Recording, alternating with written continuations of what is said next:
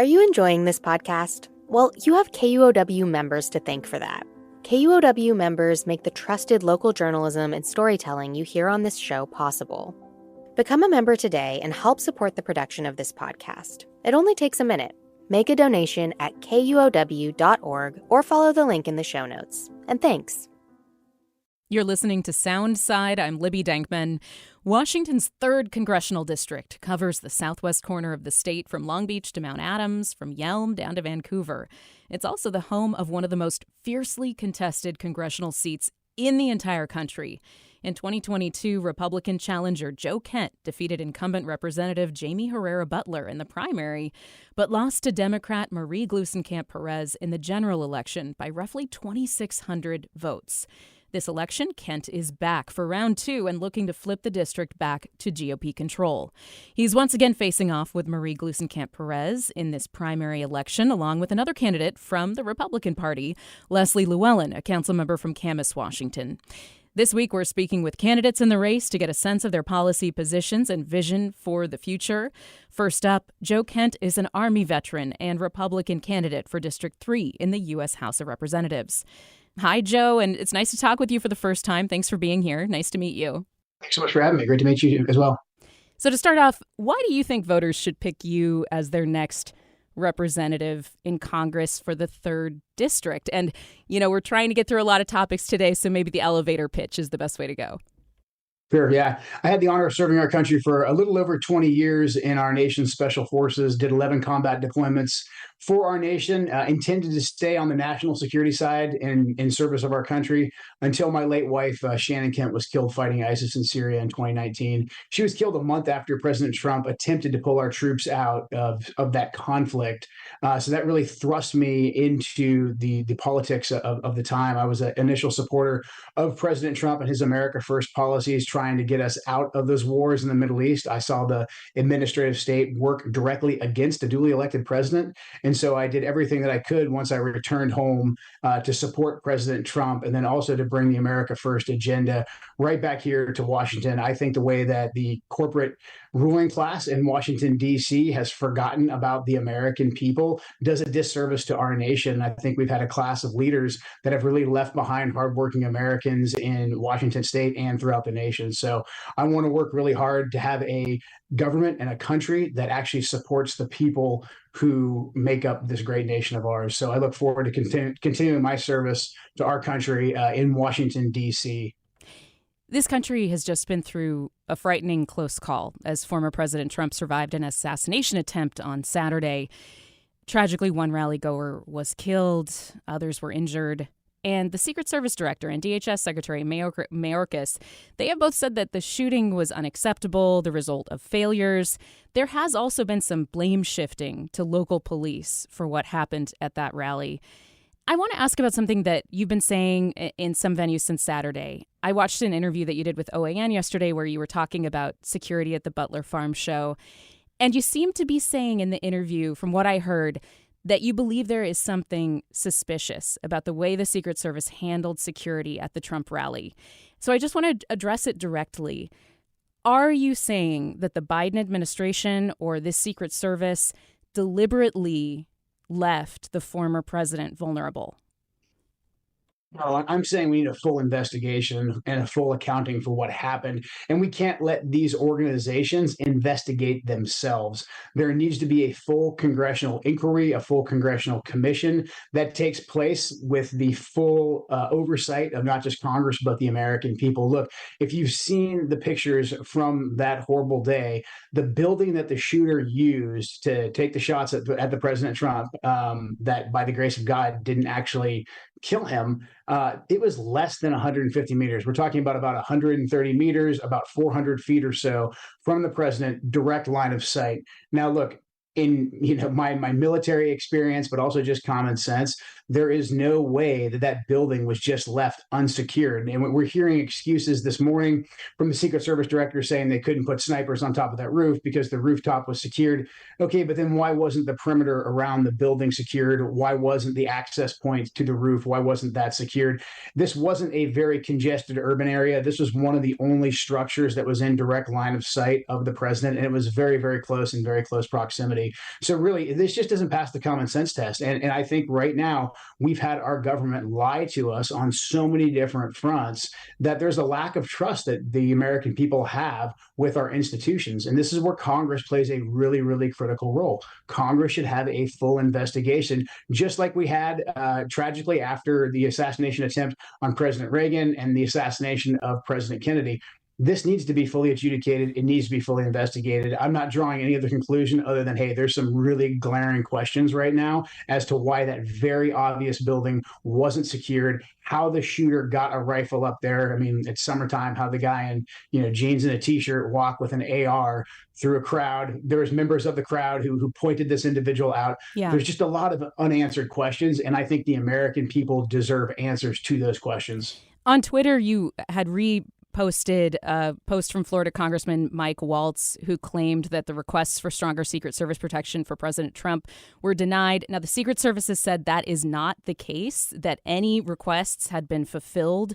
And I think that there is a way to call for a complete investigation without amplifying what seems to me to be misinformation or, attacks on the administration that are not based in fact currently. So, why not call for the independent investigation, but why go after and kind of suggest that there was some kind of nefarious activity here?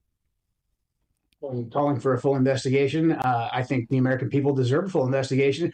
And what Congressman Waltz put out about how the Trump administration or the Trump team had asked for additional support from the Secret Service, all of that is verifiable. The Secret Service can come back all day long and say, no, you didn't. And the Trump team can say, yes, we did. But there's records of these requests. So let's have a full formal investigation where people are put under oath. They're actually subpoenaed. We actually subpoenaed the documents, and let's get to the bottom of it. Okay. And so the Secret Service, just to be clear, the Secret Service says there is an untrue assertion that a member of former president's team, Trump's team, requested additional security resources, and those were rebuffed.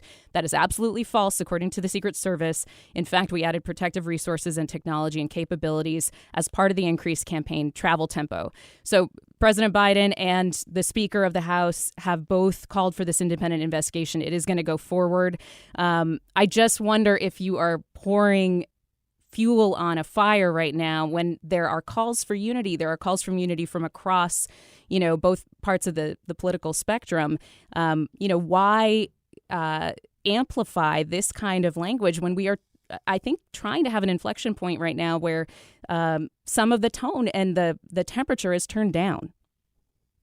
The only language I've used is calling for an investigation. And then the Secret Service can say, no, those requests weren't made, but this is where the independent investigation from Congress is key.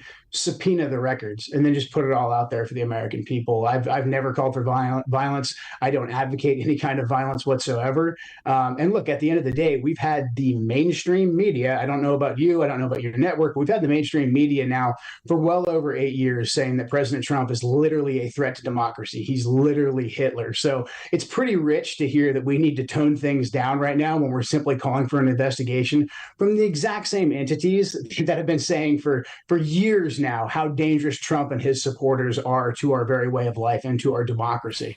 Joe, well, first of all, the vice president pick that Donald Trump is running with right now has suggested that former President Trump is either America's Hitler or a blank. And, this is not rhetoric that Democrats themselves introduced or the media introduced. President Trump, this is the same President Trump that made fun of Paul Pelosi for being attacked by a QAnon supporter with a hammer, told the Proud Boys to stand back and stand by. I mean, do you honestly believe that President Biden or Democrats or the media are the source of inflamed rhetoric in our politics? It's absolutely. I mean, in 2020, multiple cities, the city you're sitting in, the city just to my south, burned down because the left was rioting, and that was cheered on and encouraged by Biden, by Kamala Harris, by the vast majority of our Democrat leaders right here in this state. Every now and again has somebody said something that was maybe a little bit out of line on the right, but us being lectured right now about the rhetoric when all we're calling for is a simple investigation on how a presidential candidate and a former president was almost assassinated. It's just completely and totally nonsense. Okay, the city didn't burn down. I don't think that anybody was cheering burning things down, but Seattle had an autonomous zone inside of it, and the mayor said that it was the summer of love and it was mostly peaceful. All right. There's people being murdered on the streets of Portland, Oregon. So come on. And that was all completely and totally cheered on by the left. Kamala Harris was running the bail fund for people who were burning down the city. All right. So in terms of rhetoric. You've definitely made your point about Seattle, but I'm just saying that the city is still here. I'm sitting here right now. You've spent a lot of time on your campaign. Let's talk about the issues.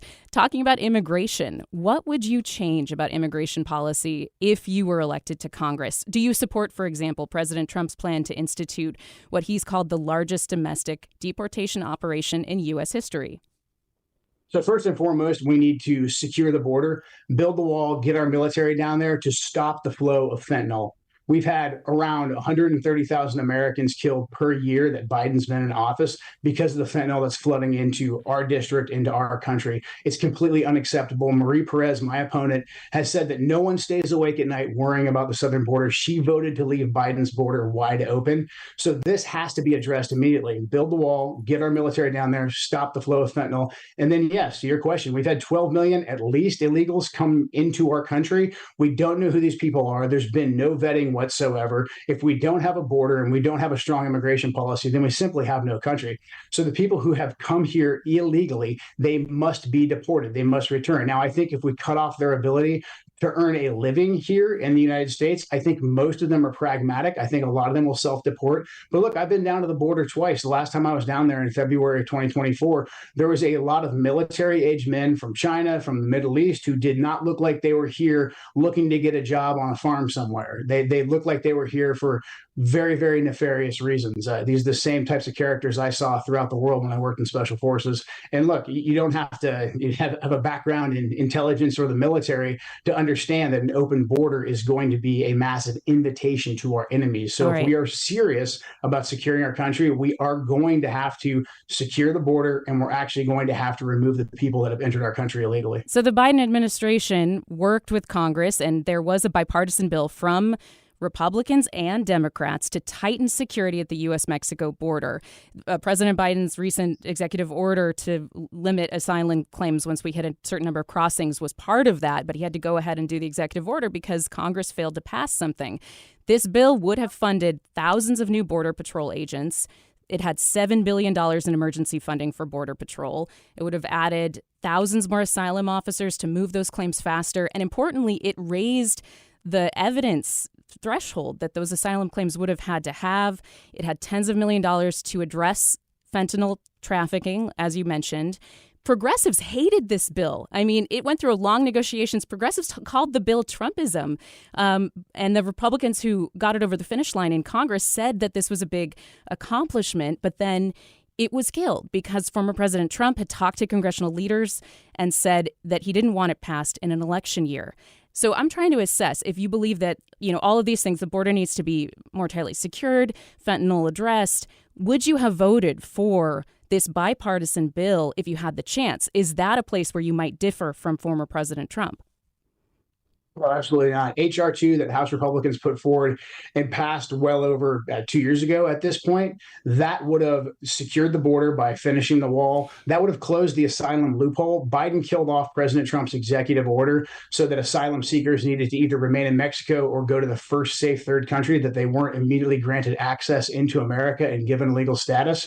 Biden got rid of that. And that's why I've been down to the border twice. That's why when you're down there, you see these illegal immigrants come into America and they're not running away from the Border Patrol. They're running to the Border Patrol because they know that the asylum claim is basically their ticket into the United States. The bill that you're referring to basically just codified the current invasion into law. That is not what Republicans who negotiated said, though. I mean, and, being in Congress is about compromise. At some point, you're going to have to work across the aisle. And so why not look at something like this that was negotiated by Republicans, again, decried by the far left? This is what always happens. The Republicans, some will compromise with the Democrats and say that we will give some degree of amnesty. We will let a certain amount of people come into our country illegally, and they'll trade that for some feature of border security. And every time that we have done that, we have just exacerbated the current crisis. But there hasn't been any movement in Congress. Like H.R. 2. Look, the president has all the executive authority he needs right now to shut down the border, to stop the fentanyl, and to stop the illegals, and actually even to deport the illegals. The president could do all that unilaterally. H.R. 2 would have given him the funding he needs to actually finish the wall, stop the fentanyl flow. But this idea where we can just allow a certain amount, in this case, the bill that you're referring to, millions of illegals to come into our country every single year and give them illegal status inside the United States of America, is just codifying the Biden administration's invasion into law. And that's a very hard line for me. Our immigration policy is completely backwards right now. We need to have an immigration policy that benefits the American people. Joe, on both sides, people say immigration policy is broken, but there is gridlock in Congress because people are intransigent. And what I'm hearing from you is more intransigence. And that's what is, frustrating, I think, on the sides of people who are in the center, who have been trying to work together to actually pass something. And this, for example, this proposal, again, a ton of money for Border Patrol, raising the threshold for asylum, all of these things. There was even bollards. There was even extension of the border wall that President Trump started. But this kind of thing is killed because they're intransigent folks on the far right and the far left. And I think that people in the middle are asking for some compromise. So when will compromise actually happen? Like, how does compromise work? Do you believe in compromise? Believe in compromise, but I also have a principle that we need to secure our border. And when you have a bill that is presented as a compromise, but it allows for the current invasion to continue, it allows for the fentanyl to continue to flow across the border. Look, 130,000 Americans getting killed by fentanyl every single year is completely unacceptable. One person being killed by fentanyl that came from across the southern border is completely unacceptable. And so to say that we're going to compromise with American lives, that's where I draw a really hard line. H.R. 2 would have secured our border. That was passed through the House. If the Senate was serious about compromising, we could have had a discussion around H.R. 2, but they didn't. And the bill that you're referring to only had a handful of Republicans that signed on to it. It passed in the Senate because the Senate is controlled by the Democrats.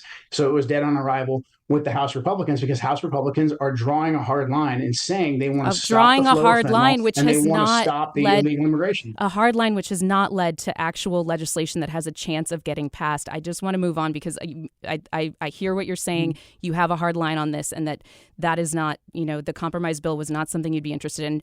Biden administration has all the authority they need right now to secure the funding, the border. you mentioned the funding needs to come from Congress, right, Joe? The funding needs to come from Congress. This would have funded a lot more. H.R. 2 provided the funding. Marie Perez voted against it. She voted to codify Biden's invasion. She voted for the fentanyl deaths, and she voted for the illegal immigration. We're going to have, and she's done nothing about it. The Congresswoman on later this week. She will respond to these comments that you're making. Let's talk about this election, and the other, big issue that I think we need to address is abortion, reproductive rights.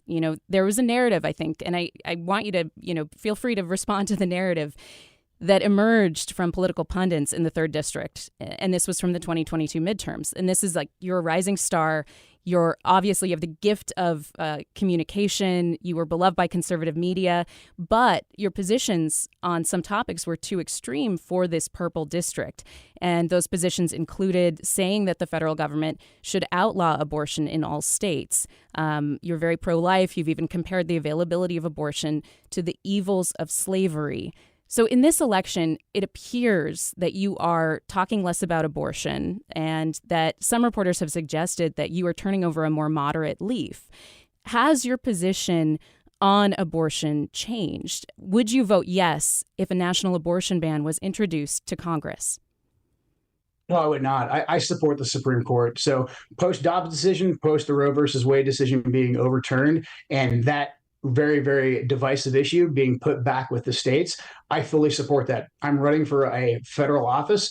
I don't think the federal government has any place legally to regulate abortion. That's back with the states. That's where it belongs. Anytime we can move power away from Washington, D.C., back into the hands of the states, I think we're moving in the right direction. What I do stand for, I am pro-life. What I stand for is not funding at the federal level abortions, but also from the federal perspective, making the cost of raising children, taking that cost down, making baby formula, diapers, everything that you need to raise a child, making that tax deductible. I fully support the child tax deductions so that we can actually reward people who are raising a family. I want to streamline adoption so that we can make it easier. Look, I think it's a horrible position for a young mother to be in, to have to make this decision. And we should be doing everything we can to give her the option of choosing life. But I would not support a federal abortion ban. I fully agree with the Supreme Court. And that decision right now is back in the hands of the states where it belongs. There are ways in which the federal government could still get involved in abortion. One of those is the Comstock Act, which stops the mailing of what is called obscene materials. It's an 1873 law, so it's got old-fashioned language. But those obscene materials in the mail include items for abortion. So mifepristone, which is used in the majority of abortions today, a medication, is something that could be the subject of the Comstock Act, and a future administration could use it to stop the mailing of mifepristone. And potentially for Washingtonians, even though it is in the states and Washingtonians say 60% say they want abortion to be available in most cases, the availability of mifepristone is up for debate here. So would you vote to repeal this 1873 law in Congress, the Comstock Act, which would have, be available to stop the mailing of mifepristone if you become a member of Congress? Would you vote to repeal the Comstock Act? On the specifics of the Comstock Act, but like I said before, I agree with the Supreme Court that these decisions about regulating abortion, they belong at the state level. So Okay. I won't be doing any regulating of abortion from the federal perspective. That is completely a state's issue. There's issues with, marijuana, for instance. You can mail marijuana and edibles to certain states, and then I think there's like one or two states where that's forbidden. And so I to your point about mifepristone, I think that would probably be about the same thing. Some states will say you can't mail it here, and other states where abortion is legal, it'll be mailed there. But again, this is not a place where Congress needs to step in and attempt to interpret what the Supreme Court has already ruled on. I think this is a decided issue, and abortion is back at the state level. One of the biggest issues for your district is the I-5 bridge replacement. Parts of the bridge are over 100 years old, reportedly in dire need of replacement or retrofitting. The Federal Department of Transportation just awarded an additional $1.5 billion to the project. It's secured hundreds of millions of dollars from both Oregon and Washington. You've been critical of the project. What is your vision for the crossing between Vancouver and Portland?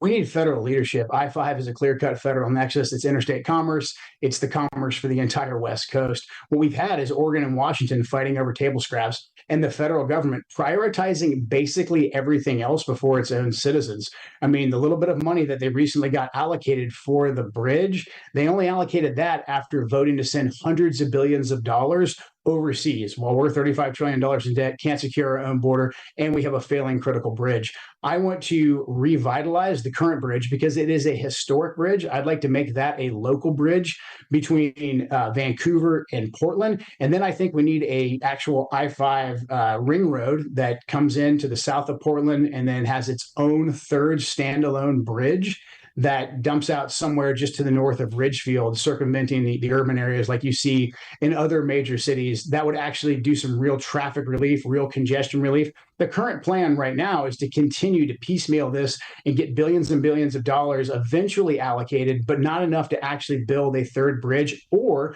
to expand the current lanes to do any kind of congestion relief.